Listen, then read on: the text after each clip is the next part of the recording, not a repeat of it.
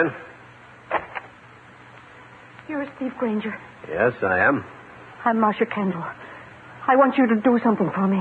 Sure, but you'd better sit down, Mrs. Kendall. Oh, I'm tired. I feel dazed. Things go around. Here, sit right here. Thank you. Now then, what's this all about? It's about the letters. I have your confidence, do I not? Of course you do. I minded the letters, but they weren't quite as bad as the telephone calls. At 6 in the morning. You've been receiving threatening calls and letters, is that it? What do they say? Always the same things. The letters, the voice on the telephone. I recognized his voice, his handwriting. Do you know this man? He's blackmailing you. Certainly I know him. He's my husband. You mean your own husband is sending you threatening notes? Yes, he is. Well, that certainly should be easy to stop. I don't think so, Mr. Granger. Why not? Because my husband died 3 months ago.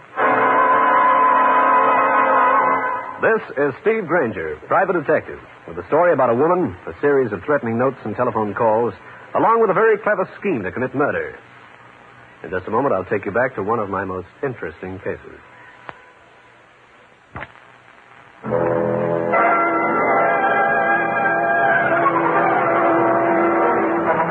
This is Granger. It came as quite a shock when the woman, who was my client, announced she was getting notes and telephone calls from a dead husband. But it seemed like it was more of a shock to her than to me, because as soon as she'd got that much out, she keeled over in a dead faint. And just to make matters worse, that was the moment my newspaper pal, Cal Hendricks, picked to pay a call. Whoa, what's this? The Steve Granger method for captivating beautiful women?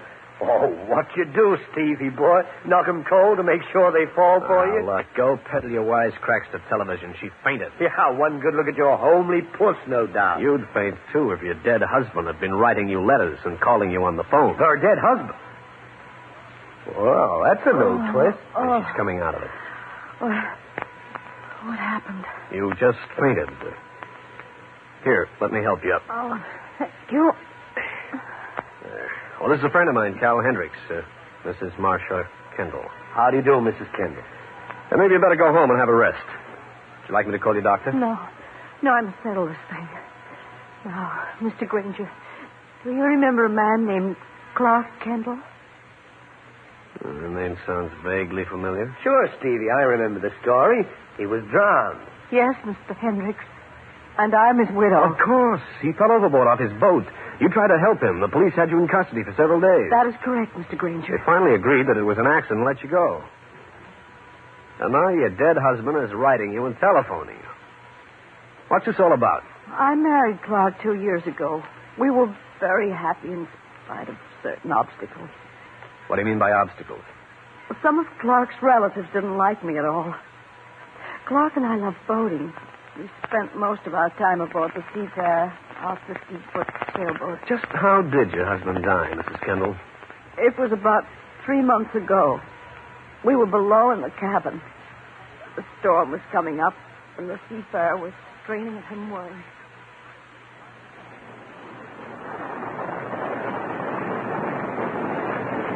Darling, there's quite a blow coming up. I think I'll go topside and check the line. Oh, but Clark, you've been on deck twice. Surely you must have taken care of everything. Well, I just want to make sure, that's all. You act like you're afraid of a little wind, darling. Well, I am. I am. Uh-oh. I wonder what that was. Something bumped the hull. I do hope another boat hasn't slipped its moorings. You want me to go along? I'll call if I need you. I'll be right back. The wind's come up. Be careful. Don't worry. I'd better close that hatch. It's beginning to rain.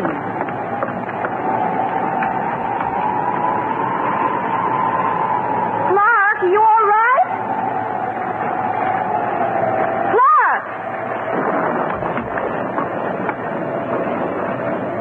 Clark, where are you?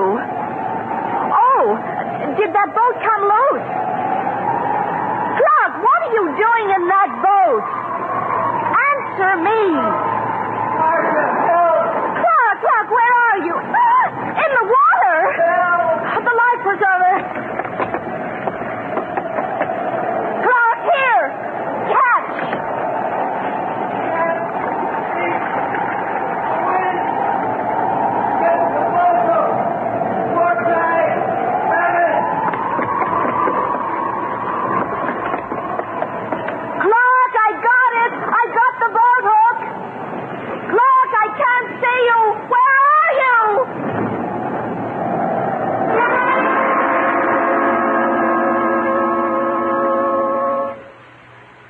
never saw Clark again, Mr. Granger. I got in touch with the Coast Guard on the boat's radio. They came out and searched the entire area, but it was too late. But his body was found, wasn't it? Yes. A week later. You identified him? Yes. Look, Mrs. Kendall, don't you think you better go home and get some rest? You're obviously unwell. Why go home? I can't sleep. I've got to find out about those letters and telephone calls. And I need Mr. Granger's help. Very well, Mrs. Kendall. I'd like to have a look at those letters.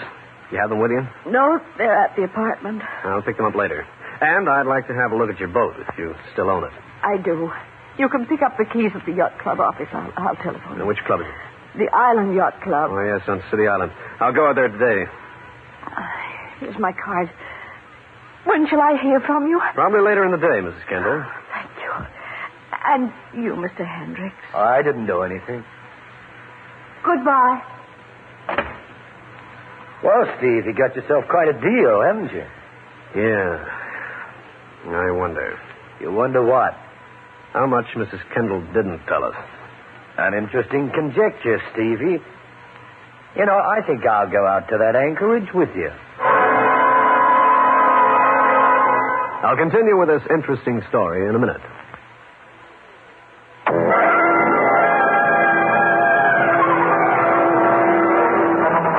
Hendricks and I got into his car and we drove out to the City Island of the Island Yacht Club. We got the keys to the yacht Seafarer and stood for a moment waiting for a tender to take us out to the boat.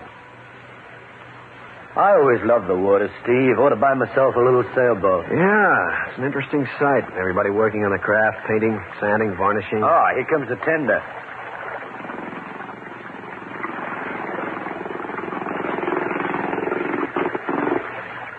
You, gentlemen, want something? Yeah, old-timer. You take us out to the Seafarer? I reckon I can.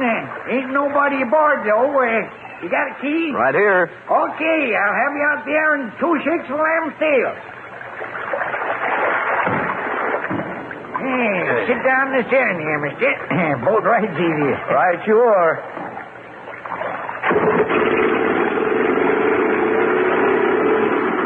It's, kind of surprising you want to go aboard the Seafarer. Oh, why? I talk around the yacht club. She might be haunted. Cal and I looked at each other, and the balance of the ride was made in silence until we neared the slim, sleek-looking yacht. My curiosity got the better of me. Say, Pop. Yeah? You said there was talk about the Seafarer being haunted. Where'd you get that reputation? There's them who say Mrs. Kendall just could have pushed the skipper overboard during that storm. And maybe hit him over the head with a boat hook while he was struggling in the water? Could be. I thought the Kendalls got along pretty well. There's them who said they didn't. Like who? I'm not saying, mister. I'm just a man who runs the tender at this yacht club. This is the Seafarer, mister. Grab a hold of that rail there. Hold us fast while your friend climbs aboard. Okay. I got it. Go ahead, Cal. Thanks. Now then, you hang on to this boat. Right. Say, how do I get you back here, Pop? They got a kind of electric horn on the Seafarer's deck. When you want to be picked up, just sound her. I'll come out and pick you up. Thanks, Pop. How long you intend to stay aboard? Oh, not too long. Well, you just sound that horn.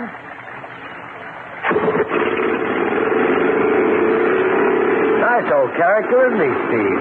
I'm thinking about that haunted stuff. Somebody's been shooting off their mouths around here. Uh-huh. Now, let's go below and look around.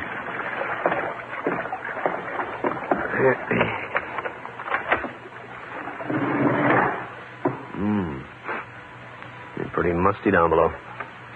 Coming along, Cal? Yes, certainly. Wow. Nicely arranged little craft. Say, look at the navigation aid. Ship-to-shore radio telephone. Everything a man would want. Steve. What?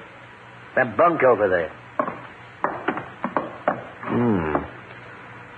Somebody's been aboard this boat. Very recently, too. Cal and I got curious, and we went over the Seafarer from stem to stern. The burner on the galley stove was warm, so was the coffee pot. There was pipe tobacco on the ashtray, but that was all. Well, Steve? Yeah, that's it. There's nobody aboard. Unless they're cleaning the bottom of the hull. You go up on deck, Cal. Find that boat horn gadget. Give it a quick blast when we get back to shore. Right.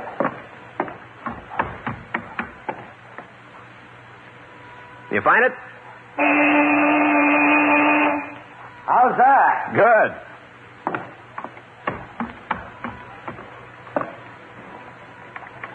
What are we doing down below, Steve? I just opened a couple of portholes of ventilation. Whoever was here last had them all closed. Down, quick! Callie, you were right. Cal! I crawled over to Cal Hendricks, looking around to try and discover the source of the mysterious shot. I saw no one. The newsman lay on his side, curled up like an unnatural kitten. There was no wound, but there was a bullet hole through the brim of his hat. Cal! Cal, come out of it! Sorry, Steve. I didn't mean to pass out. Somebody punctured my hat with a bullet. I do the same act. You okay otherwise? Yeah. Hey, here comes Pop. Wonder if he heard the shot. You notice where it came from? No, sound travels in circles when you're on the water. Imagine it came from the shore, due west. Hey, look. Man running the tender boat. That isn't Pop. So I noticed. Probably a relief man. Yeah, maybe. You fellas want to go ashore? Yeah. Climb aboard, then. Right. You first, Cal. I'll hang on while you get in, Steve. Right. All right, all set, fella. Okay. Here we go.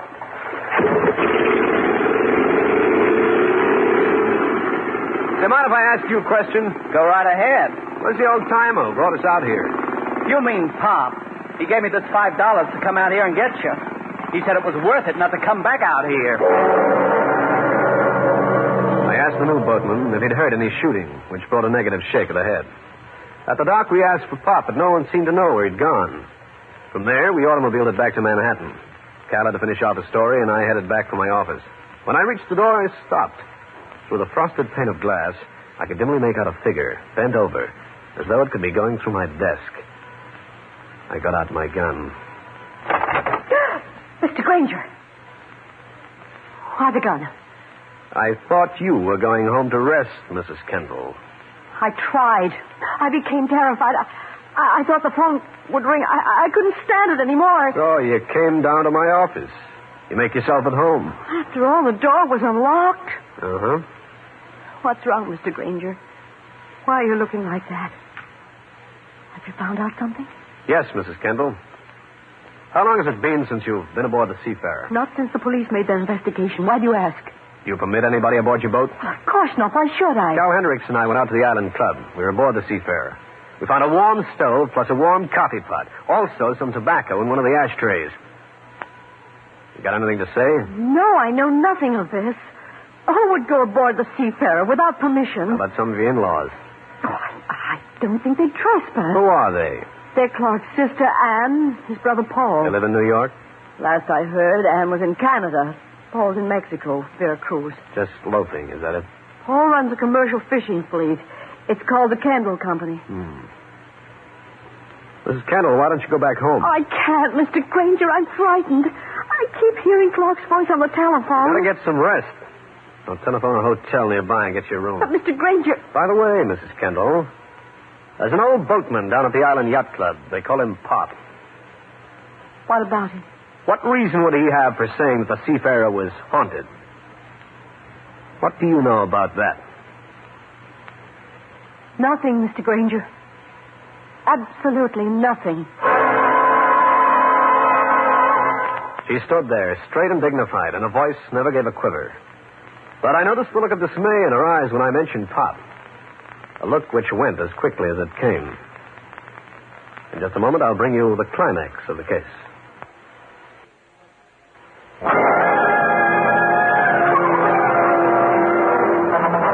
I conducted Marcia Kendall to a nearby hotel and fixed her a room. If the letters and telephone calls from her dead husband were bothering her so much, I figured she ought to be safe from them for a while. But the look in her eyes at the reference to Pop, who'd taken Cal and me out to the Kendall's yacht, sent me in search of the old boatman. I was told he might be found in a bistro called the Crossed Anchors. This was quite a hangout that evidently was not frequented by the upper classes. It had an odor which reminded me of booze water, which wasn't bad when you got used to it. The old-timer was seated at a back table. There was another man with him, a sailor, complete with dungarees and a beard. When he left, I moved over. Hiya, Pop. What do you want? You took me out of the seafarer a couple of hours back. I might want you to do it again. Now. Get my relief man. The relief man doesn't know anything about a shot that was fired at us. Would you? I got nothing more to say about the seafarer, and I don't know nothing about no shooting. Even over a drink? Even over the whole Atlantic Ocean. Clark Kendall was drowned off the seafarer, old-timer. I'd like to ask some questions.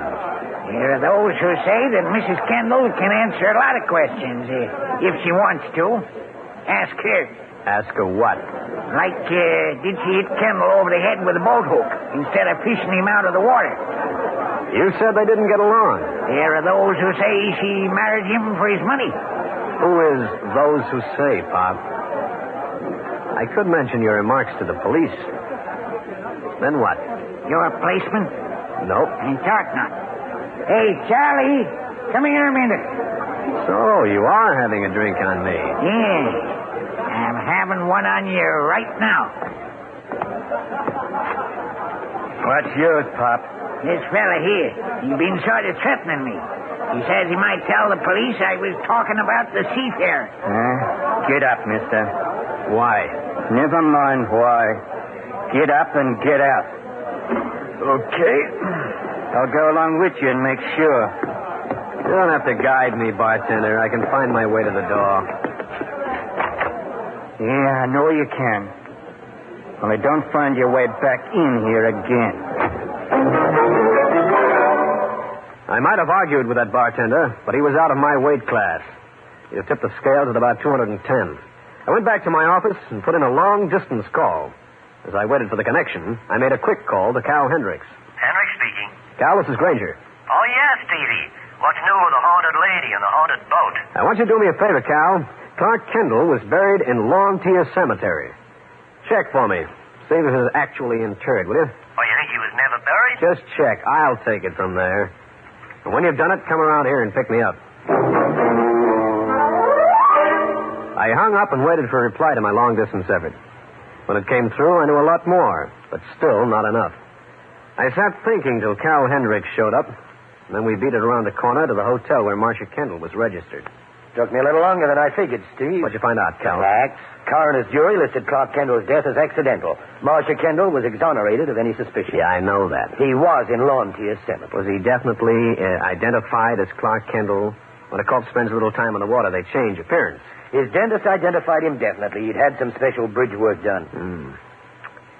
Well, that really fixes me. Now don't tell me you believe that Clark Kendall is still alive. Right now, I'm believing nothing. Here's a room. 504. I only hope she hasn't taken a powder.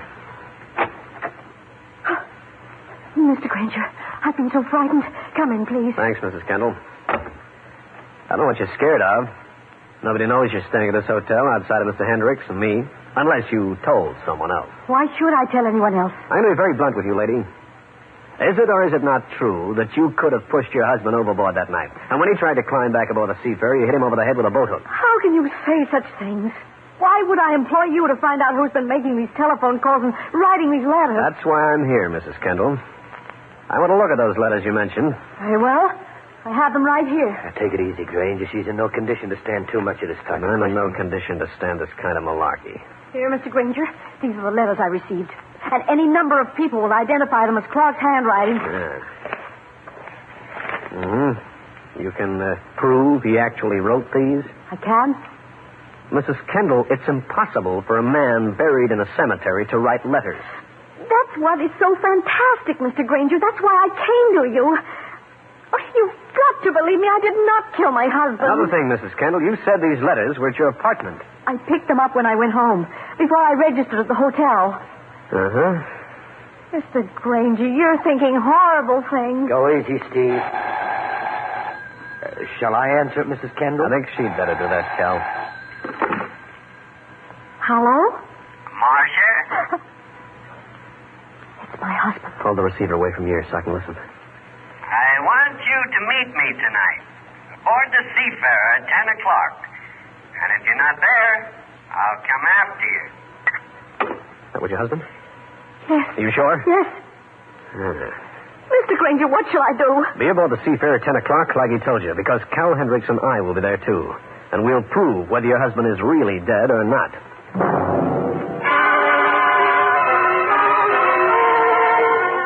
Cal Hendricks stayed with Marcia Kendall to make sure that she would be aboard the yacht Seafarer at 10 that night.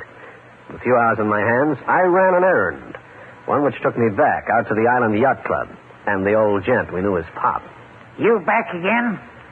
What do you want now? From you, I want nothing but the truth. I ain't talking to you. But you are, old-timer, and right now.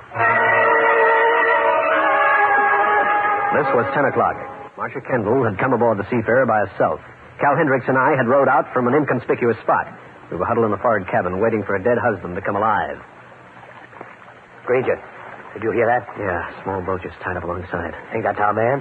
Yeah, must be.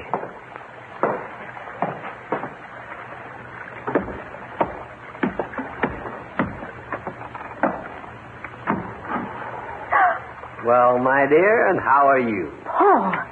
Not Clark, but Paul. That's right, I'm Paul. But you're supposed to be down in Mexico fishing off the coast. It was you. You who sent those letters and made those calls. You copied Clark's handwriting. You imitated his voice. That is correct, my dear. I also trailed you to the hotel where you were hiding. But why? What have I ever done to you? What do you want? I wanted you on board this boat. We're going to sail out of this harbor together. Paul, you're insane. I don't think so. You were around the night Clark was drowned. You must have been hiding on deck. You pushed him over the side. Did I? And it was you I saw huddled in the small boat that night. I had dismissed it as imagination. Very shrewd, dear sister-in-law. Why did you do it? I hated him. And you. You're going to notify the police. On the ship-to-shore radio? It's disabled, darling. Let go of me. Oh, no. First, I was going to take you with me. I still am, but I don't think you'll complete the entire trip. You're hurting. I'm going in there and get that character. Okay. Help! Help! You're wasting your breath, my sweet. There's no one to help. That's where you're wrong, Kendall. What? The detective. Get away from her, Kendall. And give up my shield? Oh, no, Granger. You won't shoot so long as I hold her in front of me. Be careful, Mr. Granger. He's out of his mind. Oh, I am I? I'll show you. All of you. Mr. Granger, he got a gun. Well, friends, that's the story. I'll be back to wrap up the case in just a minute.